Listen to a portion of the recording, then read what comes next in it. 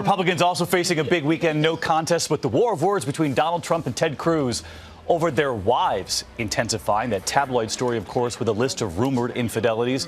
ABC's Jonathan Karl has the latest in Washington. Hey, John.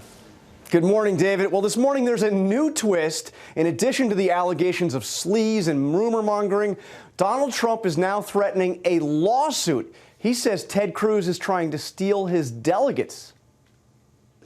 Donald Trump told ABC News that he categorically denies that either he or his campaign had anything to do with the tabloid cover story about Ted Cruz. I had nothing to do with it. The campaign had absolutely nothing to do with it. He's got a problem with the National Enquirer. I have no control over the National Enquirer. The Enquirer story cites rumors that Cruz engaged in multiple marital infidelities. Cruz says the story is false tabloid garbage. Do you condemn this story? The National Enquirer did a story. It was their story. It wasn't my story. It was about Ted Cruz. I have no idea whether it was right or not.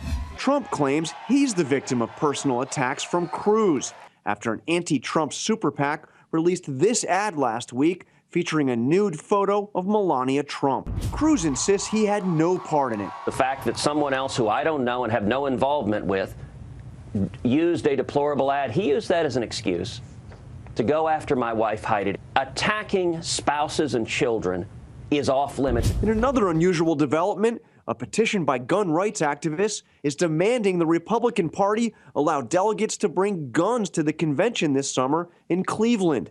It already has more than 35,000 signatures. Should delegates to the Republican convention be allowed to bring guns?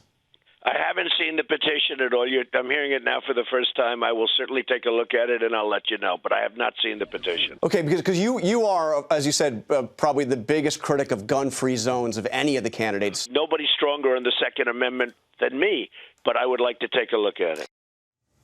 In response to the threatened lawsuit from Donald Trump, Cruz spokeswoman Catherine Frazier tweeted overnight, quote, "Oh, cry me a river.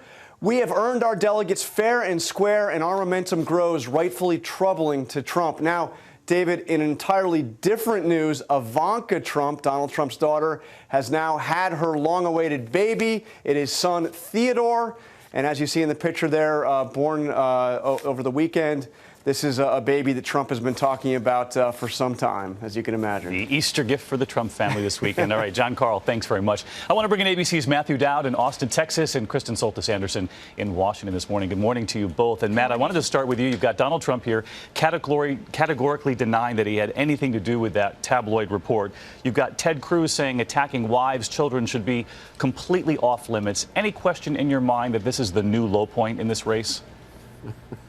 Well, David, it's every week seems to be a new low point in this race. This is like a made-for-TV movie meets high school locker room, and that's in the course of this is what's happening. Nobody benefits from this, in my view. The only person that possibly might benefit a little bit is John Kasich, the governor of Ohio, who's still running but way behind in this course of this. But the Republican brand in the course of this is severely damaged, and going up against Hillary Clinton, who is very vulnerable if she is the likely nominee in the course of this race, but it's still a lot to go. It actually almost puts the Republicans in a place where they can't win after all this is happening. And Kristen, just look at what we've witnessed in the world over the last week, the attacks in Brussels. You had a key meeting with an editorial board with Donald Trump answering questions about foreign policy, some saying not answering, and yet little talk about that. Donald Trump has benefited from his ability to create all kinds of controversy, and there's a new controversy every week that often distracts from the big headlines, like what would Donald Trump's worldview be? How would he deal with things like ISIS?